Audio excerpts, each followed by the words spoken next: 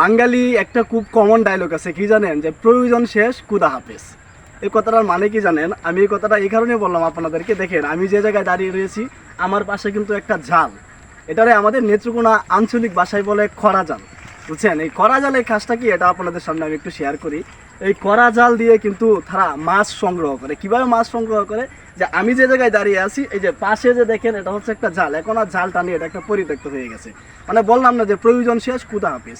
কোনো এক সময় কিন্তু এই জাল দিয়ে মানুষে দৈনিক 1000 থেকে 2000 থেকে শুরু করে 5 থেকে 10,000 টাকার মাছও তারা সংগ্রহ করেছে এই পানি থেকে।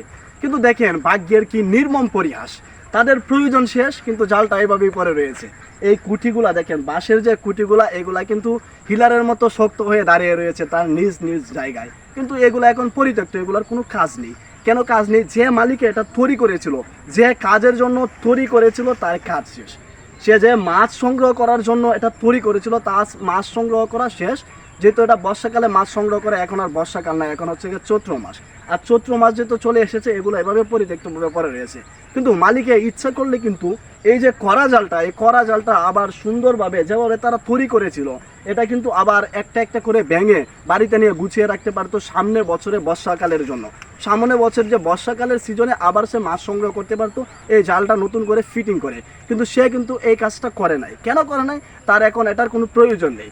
বাঙালি কোন সময় প্রয়োজন হয় জানে? যখন দেখবে যে একবারে সম্মুখীন, যখন বর্ষাকাল আসবে তখন আফসোস করবে, হাইরে আমি যদি আগে জালটা সুন্দরভাবে, বাঁশগুলা সুন্দরভাবে যদি আমি বাড়িতে নিয়ে যত্ন সহকারে রাখতাম, তাহলে কিন্তু এখন ব্যবহার করতে পারতাম। কিন্তু সে কিন্তু এই কাজটা করে না, এভাবে পরিত্যক্তভাবে এই জায়গায় এগুলা ফেলে রেখেছে। এগুলা ফেলে রাখাতে কি একটা অসুবিধা হয়েছে আপনাদেরকে বলি। এই যে বাঁশগুলা, এগুলার কিন্তু একটা নির্দিষ্ট মেয়াদ রয়েছে। এই মেয়াদ কিন্তু এটা আস্তে আস্তে চলে যাচ্ছে, আর এগুলো একবারে দুর্বল হয়ে যাচ্ছে। আর এগুলা দুর্বল হওয়াতে কিন্তু মালিকের একটা ঘাটতি হবে। কি ঘাটতি হবে? এই বাঁশগুলো আর সামনে বছর আর ব্যবহার করতে পারবে না, এটি ব্যবহারের অনুপযোগী হয়ে যাবে। তো আমরা কিন্তু সঠিকভাবে সব কিছু যদি যত্ন নেই, তাহলে কিন্তু সব কিছুই ঠিকঠাক থাকে।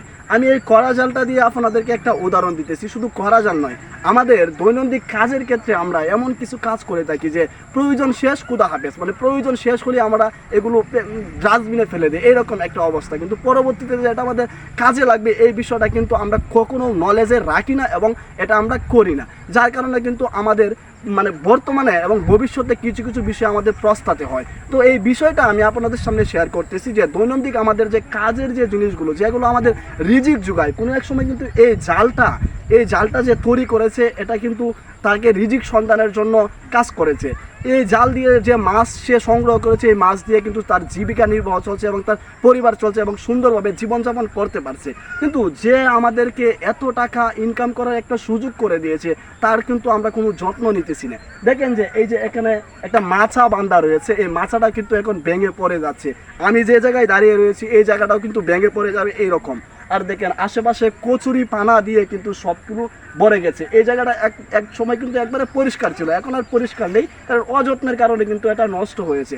তো আমরা দৈনন্দিন কাজের যে জিনিসগুলো রয়েছে, এগুলো আমরা সঠিকভাবে যদি আমরা ব্যবহার করে থাকি এবং যত্ন করে রাখি, তাহলে কিন্তু ভবিষ্যতে এগুলো আমরা আবার ব্যবহার করতে পারবো বলে আমি মনে করি। তো ভিডিওটা লম্বা করবো না, আজকের এই ভিডিওটা এই পর্যন্তই। আমি যে এই খরা জলের বিষয়টা আপনাদের সামনে শেয়ার করলাম, তো শুধু এই বিষয়টা যে শেয়ার করছি এটা নয়, এটা নিয়ে কিন্তু আমি আর অনেক কিছু বলেছি যে দৈনন্দিন জীবনের প্রত্যেক প্রয়োজনীয় কাজগুলো আমাদের যত্ন সহকারে রাখা উচিত ভবিষ্যতের জন্য। তো আজকের এই ভিডিওটা এই পর্যন্তই। ভিডিওটা যদি ভালো লেগে থাকে তাহলে আমার এই ফেসবুক পেজে ফলো দিয়ে সঙ্গেই থাকবেন। আল্লাহ হাফেজ।